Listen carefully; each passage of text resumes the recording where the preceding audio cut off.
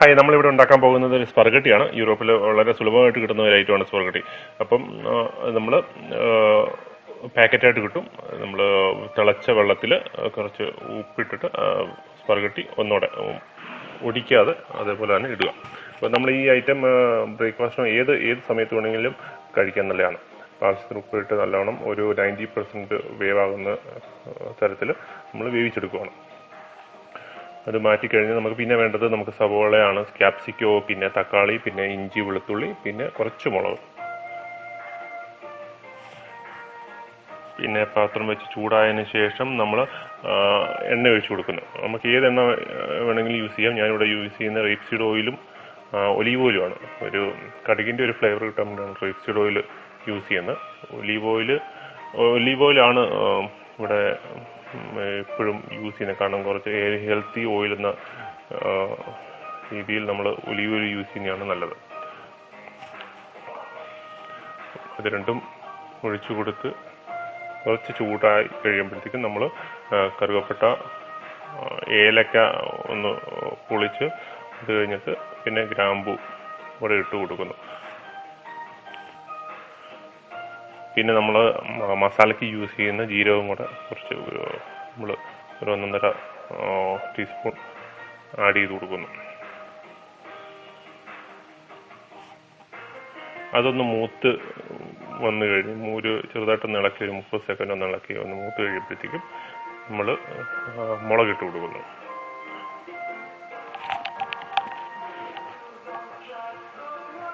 അപ്പം ഞാൻ ഇവിടെ കുറച്ച് ഏകദേശം വലിപ്പമുള്ള മുളകാണ് ഇടുന്നത്. അതിൻ്റെ ഒരു ഹാഫ് എടുത്താണ്. അത് കഴിഞ്ഞിട്ട് നമ്മൾ ഇഞ്ചി വെളുത്തുള്ളി ഇടുന്നു. ഇഞ്ചി വെളുത്തുള്ളി ഒരു മിനിറ്റോളം നമ്മളൊന്ന് ഇളക്കി അതിൻ്റെ കളർ ചേഞ്ച് വരുമല്ലോ, കരിയാൻ പാടില്ല. കളർ ചേഞ്ച് വരുമ്പോഴത്തേക്കും നമ്മൾ സവോള ആഡ് ചെയ്യുന്നു.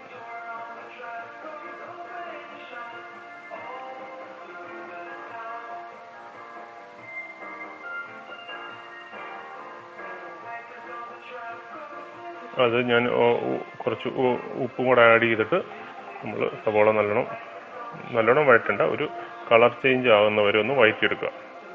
ഒരുപാട് കറിക്ക് വഴറ്റുന്ന പോലെ വഴറ്റിയെടുക്കണ്ട, ജസ്റ്റ് ഒരു കളർ ചേഞ്ച് ആയാൽ മാത്രം മതി.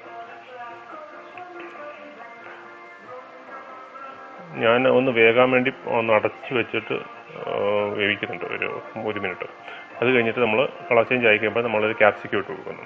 അതും ഇതുപോലെ തന്നെ ക്യാപ്സിക്കം ഒന്ന് ചെറുതായിട്ടൊന്ന് വഴണ്ട് വന്ന് ഒരു കളർ ചേഞ്ച് ആകുമ്പോഴത്തേക്കും നമ്മൾ അടുത്ത ഐറ്റം ഇട്ട് കൊടുക്കും. അടുത്ത ഐറ്റം തക്കാളിയാണ്. അപ്പം നിങ്ങൾക്ക് വീഡിയോ കാണുമ്പോൾ അറിയാം, ഒന്ന് കളർ ചേഞ്ച് ആയി കഴിയുമ്പോഴത്തേക്കും നമ്മൾ തക്കാളി ആഡ് ചെയ്യുന്നത്. അത് കഴിഞ്ഞിട്ട് എല്ലാം ഒന്ന് വഴറ്റി കഴിയുമ്പോഴത്തേക്കും നമ്മൾ മഞ്ഞൾപ്പൊടി ഇടുന്നു. ഒരു 1/4 ടീസ്പൂൺ മഞ്ഞൾപ്പൊടി ഇടുന്നു. അത് കഴിഞ്ഞിട്ട് ഒരു 1.5 ടീസ്പൂൺ മല്ലിപ്പൊടി ഇടുന്നു. അത് രണ്ടും നല്ലോണം ഒന്ന് വഴറ്റുന്നു. മല്ലിപ്പൊടി ആദ്യം ഇട്ടതെന്ന് പറഞ്ഞാൽ മല്ലിപ്പൊടിയുടെ കുത്തൽ വരാതിരിക്കാൻ വേണ്ടി നല്ലോണം വഴറ്റാൻ വേണ്ടിയാണ് മല്ലിപ്പൊടി ആദ്യം ഇട്ടത്. അത് കഴിഞ്ഞിട്ട് നമ്മൾ ആവശ്യത്തിന് മുളക് പൊടി ഇടുന്നു. ഇത് ഞാൻ ഉപയോഗിക്കുന്ന മിക്സ് ആയിട്ടുള്ള മുളക് പൊടിയാണ്. കാശ്മീരിയും നമ്മുടെ നോർമൽ മുളക് പൊടിയും, പിന്നെ ഒരു നുള്ള് ഗരം മസാലയും കൂടി ഇടുന്നു.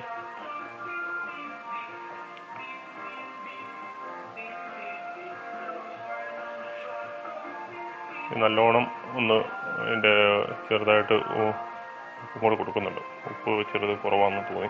നല്ലോണം ഒന്ന് വാടിയിറങ്ങും. നല്ലോണം അതിൻ്റെ പച്ചമണമെല്ലാം മാറ്റി കഴിയുമ്പോഴത്തേക്കും നമ്മൾ അതിനകത്തോട്ട് 2 മുട്ടയാണ് യൂസ് ചെയ്യുന്നത്. 2 മുട്ട പൊട്ടിച്ചൊഴിക്കുന്നു.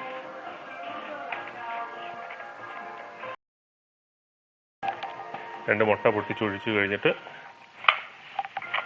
നമ്മൾ ഒന്ന് പെപ്പർ ആഡ് ചെയ്യുന്നുണ്ട്. നമുക്ക് കുരുമുളക് പൊടി ക്രഷ് ചെയ്തിട്ട് ആഡ് ചെയ്താലും മതി. ഞാനിവിടെ കിട്ടുന്ന ബോട്ടിലാണ്. അപ്പോൾ ബോട്ടിൽ തന്നെ ഓപ്ഷൻ ഉണ്ട് നമുക്കത് ക്രഷ് ചെയ്യാനുള്ള. അപ്പം നമ്മൾ ക്രഷ് ചെയ്ത് കഴിഞ്ഞിട്ട് നല്ലോണം വഴറ്റുവാണ്.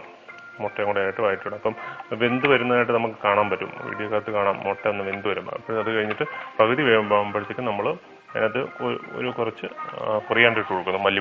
മല്ലിയില. അതും ഒന്ന് വഴറ്റി കഴിയുമ്പോഴത്തേക്കും നമ്മൾ സോയാ സോസ് ഒഴിച്ചു കൊടുക്കുന്നു. എന്നിട്ട് ഞാൻ ലോ ഫ്ലെയിമിലാക്കുന്നുണ്ടല്ലോ. ടൊമാറ്റോ കെച്ചപ്പ് ആഡ് ചെയ്യുന്നു.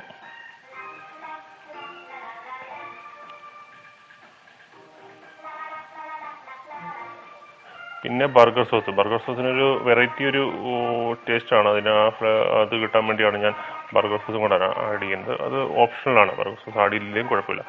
അത് കഴിഞ്ഞിട്ട് നമ്മൾ വേവിച്ച സ്പർഗട്ടി ഇടുന്നതിന് മുമ്പേ ശ്രദ്ധിക്കണം, നമ്മൾ സ്പർഗട്ടി വേവിച്ച് കഴിഞ്ഞിട്ട് 2 പ്രാവശ്യമെങ്കിലും കഴുകുന്നത് ഒന്ന് അതിൻ്റെ വെള്ളം കളഞ്ഞിട്ട് 2 പ്രാവശ്യം ഒന്ന് ചൂടുവെള്ളത്തിൽ ഒന്ന് കഴുകിയെടുക്കണം. അത് കഴിഞ്ഞിട്ട് മയോണൈസ് ആഡ് ചെയ്യുന്നു. പിന്നെ ഇവിടെ കിട്ടുന്ന ഒരു ഐറ്റമാണ് സ്വീറ്റ് ചില്ലി സോസ്. അത് മധുരവും ഒരു ചെറിയൊരു എരിവും കൂടെ ഉള്ള ഒരു ഐറ്റമാണ്. അപ്പം ഞാൻ നേരത്തെ പറഞ്ഞ പോലെ സ്പർഗട്ടി വേവിച്ച് കഴിഞ്ഞിട്ട് നമ്മളൊന്ന് 2 പ്രാവശ്യം അതിൻ്റെ വെള്ളം ചേഞ്ച് ചെയ്തൊന്ന് കഴുകുന്ന നല്ലതായിരിക്കും. കാരണം അതേപോലെ തന്നെ അതേപോലെ ഇട്ട് കഴിഞ്ഞാൽ വേറൊരു ടേസ്റ്റാണ് വരുന്നത്. അത് എല്ലാവർക്കും ഇഷ്ടപ്പെടത്തില്ല.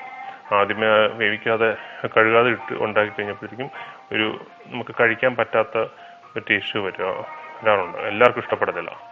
അതുകൊണ്ടാണ് നമ്മളൊന്ന് വാഷ് ചെയ്തിട്ട് ആഡ് ചെയ്യുന്നത്. അപ്പം നമ്മളൊന്ന് നല്ലോണം ഒന്ന് ഇളക്കി കൊടുക്കുന്നു. ഒരുപാട് സ്പീഡിൽ ഇളക്കല്ല, ഇത് വീഡിയോയുടെ സ്പീഡ് കൂട്ടിയാണ്. അപ്പം പതുക്കെ എല്ലാ രീതിയിലും എത്തുന്ന രീതിയിൽ ഇളക്കിയിട്ട് അടച്ചു വെക്കുന്നു. 2 മിനിറ്റ് അടച്ചു വെച്ച് കഴിഞ്ഞിട്ട് നമ്മൾ പിന്നെയും അടിക്ക് പിടിക്കാതിരിക്കുമ്പോൾ നമ്മൾ ഒന്നുകൂടെ ഒന്ന് മിക്സ് ചെയ്ത് കൊടുക്കുന്നു, മസാല എല്ലാ അതിടത്തും എത്താൻ വേണ്ടി. സ്പർഗട്ടി ഒന്നും പൊട്ടിപ്പോകാത്ത രീതിയിൽ വേണം നമ്മൾ ഇളക്കാനായിട്ട്. ഇത്രയേ ഉള്ളൂ ഐറ്റം. ഒരു 2 മിനിറ്റ് കൂടെ അടുപ്പത്ത് വെച്ച് കഴിഞ്ഞാൽ നമുക്ക് ഐറ്റം റെഡിയായി. Thank you for watching.